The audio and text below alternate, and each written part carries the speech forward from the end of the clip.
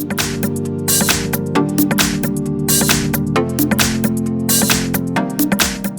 have VIVO Y71. Let me show you how to enter here the Fastboot mode on the following device. So at the very beginning, let's start by pressing the power key.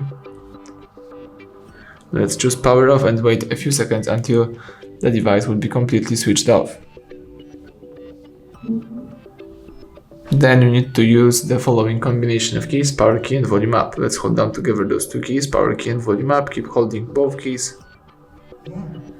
and release them as soon as Fastboot mode pops up. Here you can navigate by using both volume keys and confirm options by pressing power key. So as you can see, now you can use your device in a Fastboot mode, or you can here also enter recovery mode if you would like to, or if you would like to quit this mode, let's simply press power key to reboot system now.